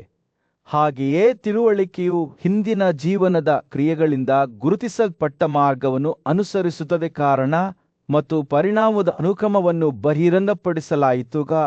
ಜ್ಞಾನದಿಂದ ಬಯಕೆಯ ಉಗಮ, ಬಯಕೆಯಿಂದ ಸಂಕಲ್ಪದ ಉಗಮ, ಸಂಕಲ್ಪದಿಂದ ಕ್ರಿಯೆಯ ಹರಿವು ಮತ್ತು ಕ್ರಿಯೆಯಿಂದ ಫಲಗಳು ಬರುತ್ತೆ. ಒಳ್ಳೆಯ ಮತ್ತು ಕೆಟ್ಟ ಎರಡೂ ಈ ಫಲಗಳು ಅವುಗಳ ಕಾರಣವಾಗಿ ಕ್ರಿಯೆಗಳ ಮೇಲೆ ಅವಲಂಬಿತವಾಗಿವೆ. ಅವು ಪ್ರತಿಯಾಗಿ ಅವುಗಳ ಕಾರಣಕ್ಕಾಗಿ ತಿಳುವಳಿಕೆಯನ್ನು ಹೊಂದಿರುತ್ತವೆ ಮತ್ತು ಆ ತಿಳುವಳಿಕೆಯು ಅದರ ಕಾರಣಕ್ಕಾಗಿ ಜ್ಞಾನವನ್ನು ಹೊಂದಿರುತ್ತದೆ. ಅದು ಅಂತಿಮವಾಗಿ ಆತ್ಮದಿಂದ ಉದ್ಭವಿಸುತ್ತದೆ. ಆಧ್ಯಾತ್ಮಿಕ ಸಾಧಕರ ಅಂತಿಮ ಗುರಿಯನ್ನು ಬಹಿರಂಗಪಡಿಸಿದನು. ಬ್ರಹ್ಮನ ಜ್ಞಾನವನ್ನು ಸಾಧಿಸುವುದು ಜ್ಞಾನ ಫಲ ತಿಳುವಳಿಕೆ ಮತ್ತು ಕ್ರಿಯೆಗಳ ನಾಶದ ಮೂಲಕ ಸಾಧಿಸಿದ ಸ್ಥಿತಿ. ಈ ಸ್ವಯಂ ಅಸ್ತಿತ್ವದ ಸಾರವನ್ನು ಪ್ರಾಪಂಚಿಕ ಸಂಬಂಧಗಳನ್ನು ಮೀರಿದ ಮತ್ತು ಬುದ್ಧಿವಂತಿಕೆಯನ್ನು ಹೊಂದಿರುವ ಯೋಗಿಗಳು ನೋಡುತ್ತಾರೆ. ಗುಣಲಕ್ಷಣಗಳನ್ನು ಮೀರಿದ ಈ ಕ್ಷೇತ್ರದಲ್ಲಿ ಬ್ರಹ್ಮಾಂಡದ ದೈವಿಕ ಆಡಳಿತಗಾರನಾದ ವಿಷ್ಣುವು ಸರ್ವೋಚ್ಚವಾಗಿ ಆಳ್ವಿಕೆ ನಡೆಸುತ್ತಾನೆ. ಅವನ ಕಾಲಾತೀತತೆ ಮತ್ತು ಅಪರಿವರ್ತನೀಯತೆಯು ಅವನನ್ನು ದುಃಖವನ್ನು ಮೀರಿ ಮಾಡುತ್ತದೆ. ಅದು ಮಿತಿಗಳನ್ನು ಹೊಂದಿದೆ.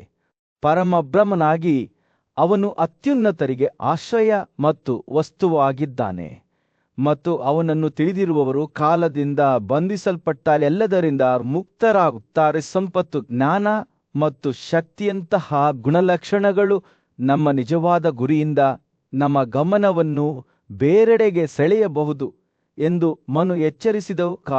ವಿಮೋಚನೆ ಅಥವಾ ಮರಣರಹಿತತೆಯನ್ನು ಸಾಧಿಸುವುದು ಕೃತ್ಯಗಳಿಂದ ದೂರವಿರುವುದು ಅತ್ಯುನ್ನತ ಧರ್ಮವಾಗಿದ್ದು ಬ್ರಹ್ಮನ ಕಡೆಗೆ ಕರೆದೊಯ್ಯುತ್ತದೆ. ಅದನ್ನು ಪ್ರಯತ್ನ ಅಥವಾ ಭೌತಿಕ ವಿಧಾನಗಳಿಂದ ಪಡೆಯಲು ಸಾಧ್ಯವಿಲ್ಲ ಎಂದು ಅವರು ಒತ್ತಿ ಹೇಳಿದರು. ಧರ್ಮಗ್ರಂಥಗಳು ಶ್ರೀಮಂತರು, ಯಜುವಾಸಿಗಳು ಮತ್ತು ಸಮನರು ಪೂಜ್ಯರಾಗಿದ್ದರೂ ನಾಶಕ್ಕೆ ಒಳಪಟ್ಟಿರುತ್ತಾರೆ ಮತ್ತು ಆರಂಭ ಮತ್ತು ಅಂತ್ಯವನ್ನು ಹೊಂದಿರುತ್ತಾರೆ. ಇದಕ್ಕೆ ವಿರುದ್ಧವಾಗಿ ಬ್ರಹ್ಮ ಅನಂತ ಮತ್ತು ಬದಲಾಗದ ಎಲ್ಲಾ ದುಃಖ ಮತ್ತು ವಿರುದ್ಧ ಜೋಡಿಗಳನ್ನು ಮೀರಿಸುತ್ತಾನೆ. ಪ್ರಾಪಂಚಿಕ ಆಸ್ತಿಗಳ ಬಗೆಗಿನ ಒಲವು ಪಾರಮಾರ್ಥಿಕ ಸಂತೋಷಗಳನ್ನು ಅಪೇಕ್ಷಿಸುವುದು ಅಥವಾ ಬ್ರಹ್ಮನು ಹೊಂದಿದ್ದ ಗುಣಗಳಿಗಿಂತ ಕೆಳಮಟ್ಟದ ಗುಣಗಳಿಂದ ವಿಚಲಿತರಾಗುವುದರಿಂದ ಅನೇಕ ಮಾನವರು ಬ್ರಹ್ಮನ ಮಾರ್ಗವನ್ನು ನೋಡಲು ವಿಫಲರಾಗುತ್ತಾರೆ ಎಂದು ಮನು ಒಪ್ಪಿಕೊಂಡಿದ್ದಾನೆ. ಆದರೂ ಊಹೆ ಮತ್ತು ಸೂಕ್ಷ್ಮ ಬುದ್ಧಿವಂತಿಕೆಯ ಮೂಲಕ ಎಲ್ಲ ಗುಣಗಳು ಮತ್ತು ರೂಪಗಳನ್ನು ಮೀರಿದ ಆತನ ಜ್ಞಾನವನ್ನು ಪಡೆಯಬಹುದು. ಕಣ್ಣಿನಂತೆಯೇ ಮನಸ್ಸನ್ನು ತನ್ನಷ್ಟಕ್ಕೆ ತಾನೇ ಹೀರಿಕೊಳ್ಳಬಹುದು. ಜ್ಞಾನದಿಂದ ತಿಳುವಳಿಕೆಯನ್ನು ಅದರ ಕಸದಿಂದ ಶುದ್ಧೀಕರಿಸಬಹುದು. ಇಂದ್ರಿಯಗಳನ್ನು ಮನಸ್ಸಿನೊಂದಿಗೆ ನಿಯಂತ್ರಿಸುವ ಮೂಲಕ ಒಬ್ಬ ವ್ಯಕ್ತಿಯು ಬದಲಾಗದ ಬ್ರಹ್ಮವನ್ನು ಸಾಧಿಸಬಹುದು. ಅದು ಬಯಕೆಯಿಲ್ಲದ ಮತ್ತು ಎಲ್ಲ ಗುಣಲಕ್ಷಣಗಳಿಗಿಂತ ಮಿಗಿಲಾದದ್ದಾಗಿದೆ. ಮರದಲ್ಲಿ ಹುದುಗಿರುವ ಬೆಂಕಿಯಿಂದ ಗಾಳಿಯು ಹೇಗೆ ದೂರವಿರಿಸುತ್ತದೆಯೋ ಹಾಗೆಯೇ ಪ್ರಾಪಂಚಿಕ ಆಸೆಗಳಿಂದ ಕೆರಳಿದವರು ಸಹ ದೂರವಿರುತ್ತಾರೆ. ಪ್ರಶಾಂತವಾದ ಕಾಡಿನ ಮಧ್ಯದಲ್ಲಿ ಬುದ್ಧಿವಂತ ಮತ್ತು ನ್ಯಾಯಯುತ ರಾಜನಾದ ಯುಧಿಷ್ಠಿರನು ತನ್ನ ಪೂಜ್ಯ ಅಜ್ಜ ಭೀಷ್ಮನ ಪಕ್ಕದಲ್ಲಿ ಆಳವಾದ ಚಿಂತನೆಯಲ್ಲಿ ಕುಳಿತನು. ಬ್ರಹ್ಮಾಂಡದ ಸರ್ವವ್ಯಾಪಿ ದೇವರಾದ ವಿಷ್ಣುವಿನ ಕಥೆಯನ್ನು ಹೇಳಲು ಭೀಷ್ಮನನ್ನು ಕೇಳಿದಾಗ ಯುವ ರಾಜನ ಕಣ್ಣುಗಳು